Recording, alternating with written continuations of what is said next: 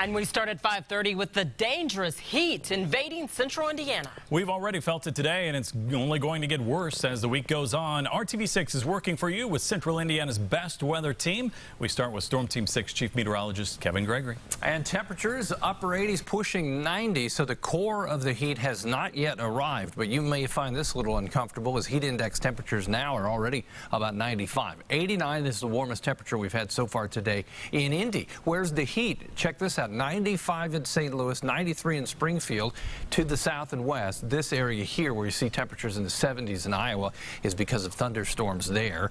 Temperatures Thursday through Sunday will go 90 degrees or warmer. The warmest temperature we've had so far this summer is 92. We hit 95 on Friday, 93 Saturday, and as far as the humidity scale, we'll be at the very top. So basically, as you saw on the Monon, it's probably not the place to be. Exercise indoors with some air conditioning if you can. We'll have to take it easy and make sure the pets get plenty of water as well. And with the heat coming, we checked with the city of Indianapolis. The mayor's office tells us they are monitoring the heat and may open cooling centers if necessary.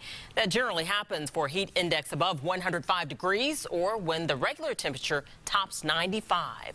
Let's continue our team coverage now and bring in RTV6's Chris Prophet. And Chris, we know this weather is a huge danger to our pets. And Erica, just like people, pets can become seriously ill when this weather becomes extreme, and that's what we're looking at the next few days. But we want to show you a little experiment that we did earlier today, and it's not even in the heat wave we're expecting. The air temperature was 89 when we took this digital thermometer to check the asphalt temperature. It registers 125. So imagine your dog walking on that hot surface.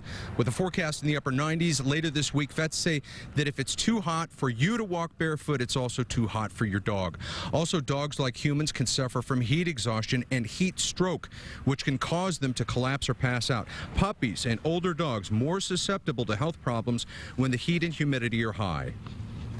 While dogs will pant and they'll drool a little bit, the drool will become thick and what we call ropey saliva, and so that's a sign that it's getting excessive.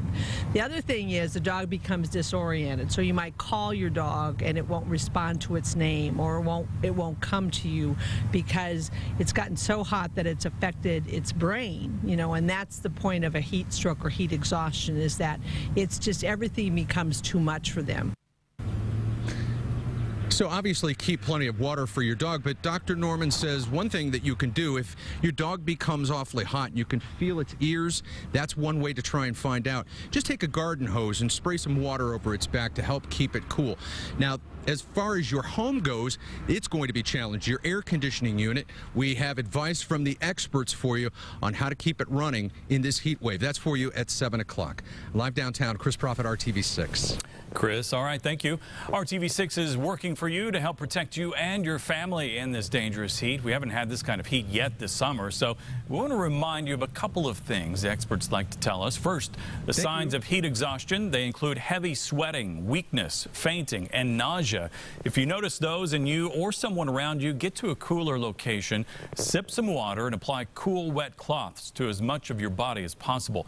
Now let's talk about the more serious heat stroke. Symptoms for that include a body temperature over 103 degrees, hot red skin, a rapid, strong pulse, and possible unconsciousness. The Centers for Disease Control calls this a potentially deadly situation, and you should call 911 immediately.